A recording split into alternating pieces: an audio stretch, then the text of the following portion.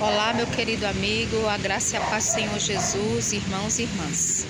Hoje nós vamos continuar meditando no livro de Mateus, no capítulo 18. Eu tô indo bem devagarzinho, né? Vamos com calma ver aquilo que o Senhor quer falar conosco. Eu não quero fazer uma leitura corrida e passar por aquilo que o Senhor quer ministrar aos nossos corações, mas que você também leia em casa, porque o Senhor vai te mostrar outras coisas que está no texto da palavra que Ele não mostrou para mim. O Senhor faz isso, sabe? Ele revela a palavra para os seus filhos, né? Então que você ore e que você busque aí, Senhor, o que o Senhor quer me mostrar mais nessa palavra, né? Eu quero continuar aqui a partir do versículo 10, que fala assim: a ovelha perdida. Cuidado, não desprezem nenhum desses pequeninos. Eu afirmo a vocês que os anjos dele estão sempre na presença do meu Pai, que está no céu. Porque o Filho do Homem veio salvar quem está perdido. O que é que vocês acham que faz um homem que tem 100 ovelhas e uma delas se perde? Será que não deixa as 99 pastando no monte e vai procurar a ovelha perdida? Eu afirmo a vocês que isso é verdade. Quando ele a encontrar, ficará muito mais contente por causa dessa ovelha do que pelas 99 que não se perderam. Assim também o Pai de vocês que está no céu não quer que nenhum de vocês pequeninos se perca. Então aqui o Senhor fala da parábola da ovelha perdida, né? De que o pastor deixa as 99 no pasto e vai em busca daquela ovelhinha que se perdeu. E aqui a gente tem uma revelação tão grande do amor de Deus, né? Do amor de Deus pelos perdidos. Eu sou essa ovelha perdida, eu sou essa ovelha que era desgarrada, né? E que o Senhor foi em busca de mim. Eu não chamava por Deus, eu vivia no mundo do pecado, não me importava em ter comunhão com Deus, né? Até tinha uma religião, né? Ali que a minha família tinha me ensinado ali. Cheguei quando criança a participar ativamente, né? A ser batizada ali, né? Quando bebê, né? Aliás, eu tive que me batizar depois, porque quando eu era bebê, como eu não tinha o nome do pai na minha certidão, a igreja não aceitou eu ser batizada. E aí eu fui batizada já quando eu já era maior, né? Olha só, hein? Acho que eu já tinha uns 10 anos. E aí foi que uma igreja católica brasileira me aceitou me batizar, né? Porque minha mãe era divorciada, não tinha o nome do meu pai na certidão. Olha só, hein, gente? Mas aí, graças a Deus, aos 24 anos eu conheci Jesus. Ele me encontrou num dos momentos mais difíceis da minha vida, quando eu estava passando por um divórcio, ficando sozinha, com duas criancinhas, uma de 3 anos, uma de 1 ano e meio. E aí o Senhor Jesus me encontrou no meio daquele turbilhão, daquele sofrimento, depressão, pensando até em suicídio. Não sabia como seria estar só eu e as minhas criancinhas. 24 aninhos, ganhava pouco. E eu não via solução para minha vida. E aí o Senhor me chamou pela sua misericórdia, né? Eita Deus, deixa aí nos comentários um testemunho. Quando foi que o Senhor te chamou? Como foi a sua conversão? Aleluia, glória a Deus. Eu vou ficar feliz aqui de ver seu comentário, e também outras pessoas vão ser edificadas, né? Então, o Senhor é esse, né? Ele é o bom pastor, como fala, aleluia, né? No livro de João, Jesus, o bom pastor, aquele que deu a sua vida pelas ovelhas. E a vontade do Senhor não é que ninguém se perca. Gente, tem uma casa aqui que tem um monte de cachorrinhos, os bichinhos são barulhentos, viu? Meu Deus! E olha só, gente, é assim, o Senhor, ele não abre mão de nenhum de nós. Gente, ninguém vai pro inferno porque Deus não amava.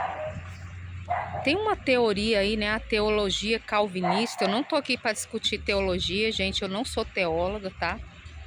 Mas que diz que as pessoas já nascem predestinadas ao céu ou ao inferno. Eu jamais vou acreditar nisso, tá? Nunca, jamais eu vou aceitar essa teologia, porque eu creio que todas as pessoas foram criadas por Deus e são alvo do seu amor e têm sim a oportunidade de serem salvas. A salvação é para todos. O Senhor chama todos à salvação. Aqueles que foram para o inferno, gente, foi uma questão de não se deixarem ser alcançados, não quebrantar o seu coração e escolheram viver segundo a sua própria, seu próprio entendimento, suas próprias forças, né? Escolheram os prazeres desse mundo, escolheram as suas ideologias e não deram lugar para Jesus nos seus corações. Coisa triste. Bom dia. E aí, gente, mas o Senhor está em busca de todos nós. O Senhor está em busca, aleluia, de salvar os perdidos. E nós fazemos parte disso. Nós temos que ir em busca das almas, das ovelhas perdidas do Senhor. Tá? Aí é que fala aqui também, ó, gente, continuando a partir do 15, fala assim, ó, o irmão que peca. Se o seu irmão pecar contra você, vá e mostre-lhe o seu erro, mas faça isso em particular, só entre vocês dois. Se essa pessoa ouvir o seu conselho, então você ganhou de volta, aleluia, o seu irmão. Mas se não ouvir, leve com você uma ou duas testemunhas para fazer o que mandam as Escrituras Sagradas. Elas dizem: qualquer acusação precisa ser confirmada pela palavra de pelo menos duas testemunhas. Mas se a pessoa que pecou não ouvir essas pessoas, então conte tudo à igreja. E se ela não ouvir a igreja, eita, isso é forte, trate-a como um pagão ou como um cobrador de impostos. Meus irmãos, aqui já cai por terra, né? Aquele papinho do não julgueis para que não sejais julgados. Nós realmente não podemos julgar.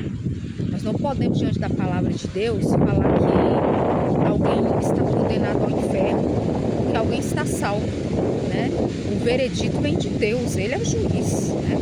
Agora, falar o que é certo e o que é errado, nós não apenas podemos, nós temos um dever. Nós, irmãos, temos um dever de aconselhar uns aos outros, de ensinar uns aos outros, de exortar uns aos outros, né? Principalmente o pastor. A palavra do pastor não pode ser uma palavrinha doce, só falar do amor, não. O pastor também tem que falar do juízo. O pastor também tem que ensinar o caminho da santificação, da renúncia, da santidade, sim. O pastor também tem que usar o seu cajado, né? É por isso que o Senhor, Ele usou ali a parábola do pastor. É por isso que o Senhor chamou pastores, nos comparou a ovelhas, porque a ovelha, ela depende do cajado. O cajado, ele tem assim algo assim na ponta, né? Que puxa a ovelhinha quando ela está indo por um caminho errado para o caminho certo. Elas são meio ceguinhas, as ovelhinhas. Vocês sabiam disso? A gente precisa do pastor lá do céu e do pastor que Deus levantou aqui na terra para estar nos orientando, para estar ali, ó, nos chamando de volta para o caminho que vai levar à vida eterna. Nós precisamos. E precisamos orar pelos nossos pastores, para que eles realmente estejam na direção do Espírito Santo, para que eles não caiam em tentação, para que eles nos ensinem a verdadeira palavra de Deus. E orar para que aqueles que estão no caminho errado, que eles se voltem, irmão. Irmãos e irmãs, nós não podemos corrigir os nossos irmãos com dureza de coração, sem amor. A correção, ela tem que ser cheia de amor.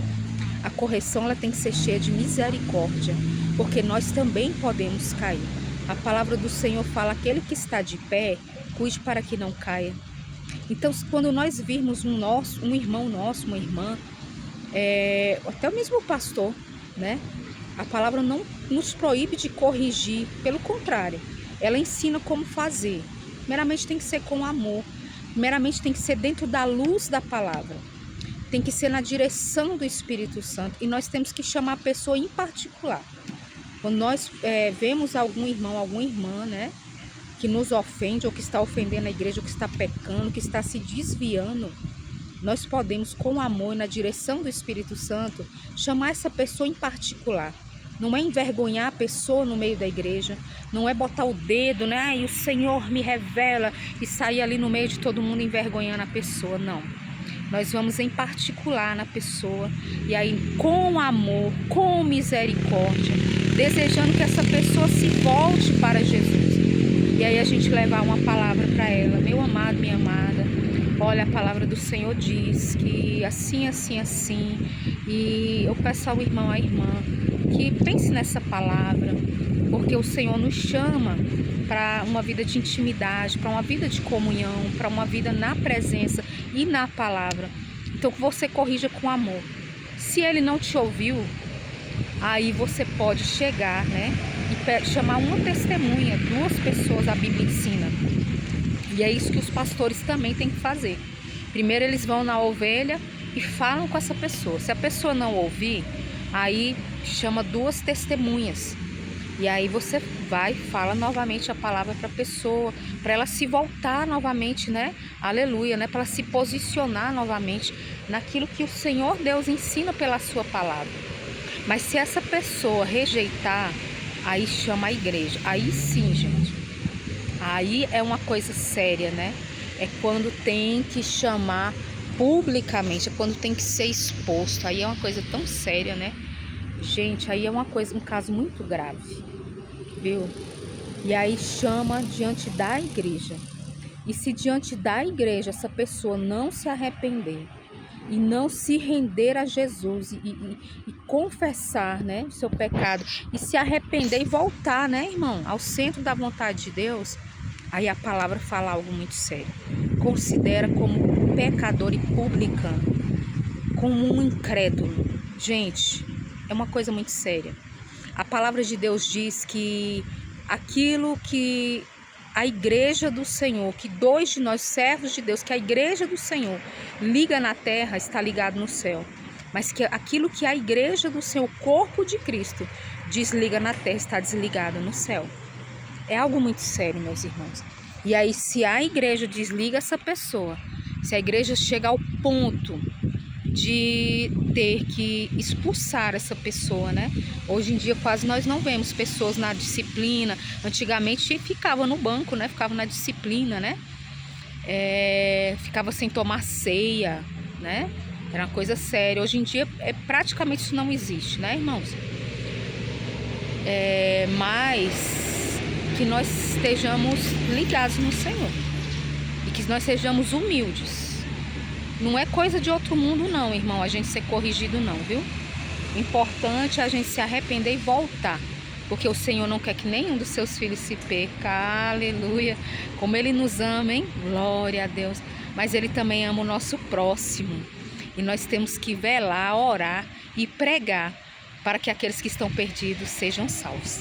Um grande abraço, a graça e a paz do Senhor Jesus Cristo, principalmente da nossa casa, né? Temos que amar, aleluia, da nossa casa. Aquele que não ama os seus é pior do que o incrédulo, negou a fé, diz a palavra de Deus. Eita Deus, é forte, hein?